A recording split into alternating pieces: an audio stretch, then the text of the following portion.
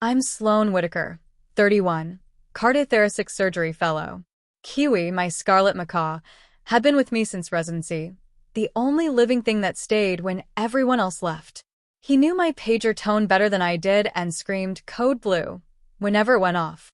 I came home to an empty perch and a post-it that read. He was loud. Jaden needed the console more. Get over it. That post-it was the last time they ever told me what I needed. I didn't yell. I just took off my clogs, opened my laptop, and started moving pieces on a chessboard they didn't even know we were playing.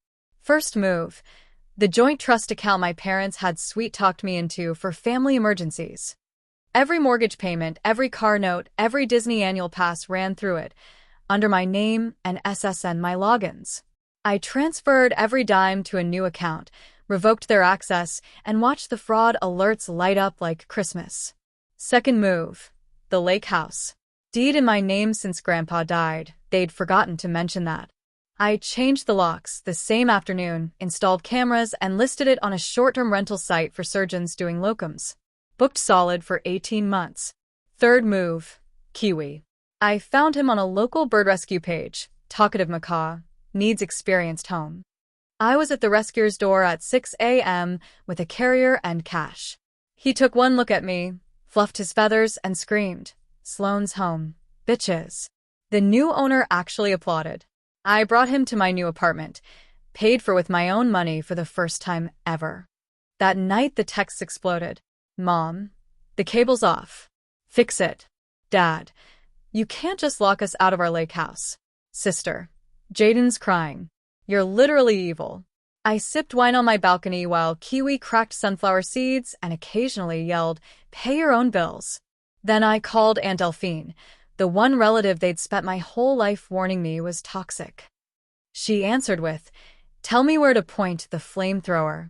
2 days later, Delphine walked into my parents' kitchen with a leather folio and the calm of a woman who once made a mob bookie cry in probate court. She laid out bank records, texts bragging about the Xbox, the rehoming post, and the lake house deed.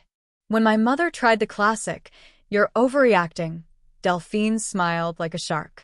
Overreacting is me calling the DA about the 5 years of financial elder abuse and identity theft. Shall we? They signed everything she put in front of them. Full repayment schedule with interest. Immediate vacation of the lake house. Legally binding apology letter admitting they rehomed my bird without consent. They signed while Kiwi sat on my shoulder screaming, "Sign it, losers," on a live video feed I'd set up for moral support. 6 months later, I'm on track to make partner at the new hospital across the state. The lake house Airbnb reviews call it the most peaceful retreat ever. Kiwi has a custom aviary and a TikTok account with 400K followers who send him toys. My family still mails birthday cards to my old address. I still return them unopened with a single feather taped to the envelope. They thought they could trade pieces of my soul for convenience. I just took the whole board and walked away. Some women fight with tears. I fought with paperwork, cameras, and a parrot who learned a new phrase. Get your own money. And every morning when he screams it at sunrise, I smile, because the only bills I pay now are the ones with my name on them. If you're watching this while someone else spends your money, your time, your love like it's theirs to burn, hear me. The second you stop lighting yourself on fire to keep them warm is the second you win. I didn't just get my bird back. I got my life back. And it's never going on sale again.